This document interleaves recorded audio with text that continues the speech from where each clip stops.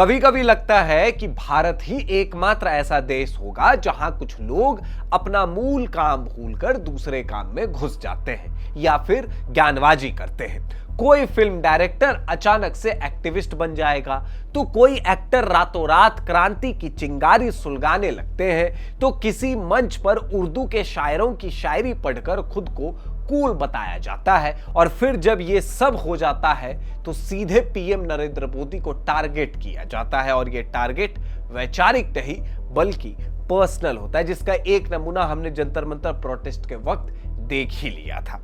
लेकिन अब हुआ यह है कि पीएम मोदी ने 15 अगस्त को लाल किले की प्राचीर से दिमागी नक्सल शब्द का इस्तेमाल किया। असल में पीएम मोदी देशवासियों को यह बता रहे थे कि हम नक्सल मुक्त हो चुके हैं, लेकिन हमें नक्सली विचारधारा से भी मुक्त होना है।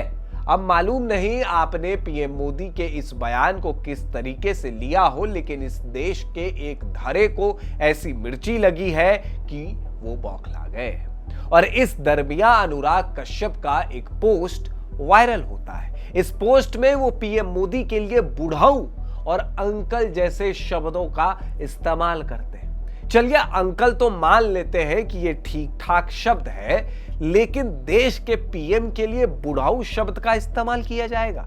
अब आप कहोगे कि कहीं भी पीएम का नाम तो लिखा नहीं गया है इस पोस्ट पे, तो भाई इस पोस्ट को देखो और थोड़ा समझो कि इनडायरेक्टली क्या कहा गया। दिमागी नक्सल कहने वाले, तो दिमागी नक्सल शब्द किसने दिया? पीएम मोदी ने। तो सीधे तौर पर पीएम मोदी को बुढ़ाऊ कहा गया। पहले आप पीएम मोदी का दिमागी नक्सल वाला बयान सुनिए। हिंसा अराजकता के वो रास्ते खोज रहे हैं, समाज को गलत राह पर घसीटने के लिए भांति भांति के दांव कर रहे हैं। इन दिमागी नक्सलियों को पहचानना होगा, इन दिमागी नक्सलियों को आइसोलेट करना होगा और राष्ट्र को विकसित राष्ट्र बनाने की मुख्य धारा की ओर देश की युवा पीढ़ी को जोड़ना होगा। मेरे प्यारे देशवासियों, सुरक्षित भारत बनाना हम सबका दायित्व है। अनुराग कश्यप अगर पीएम मोदी की नीतियों को टारगेट करते तो समझा जा सकता था, उनकी योजनाओं को टारगेट करते तो समझा जा सकता था, लेकिन सीधे तौर पर पीएम को लेकर अजीब अजीब बयान देना कहां से जायज है। और ये लोग जंतर मंतर के प्रदर्शन को तो समर्थन दिए, लेकिन वहीं झारखंड प्रोटेस्ट की बात आई तो दुम दबाकर भाग गए।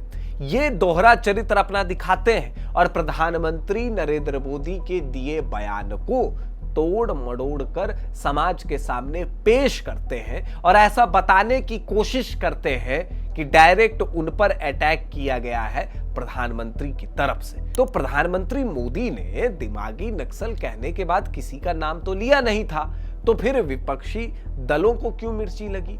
उन लोगों को क्यों मिर्ची लगी जो सो कॉल्ड एक्टिविस्ट हैं? इस रिपोर्ट पर आपकी क्या प्रतिक्रिया है, हमें कमेंट बॉक्स में जरूर बताएं।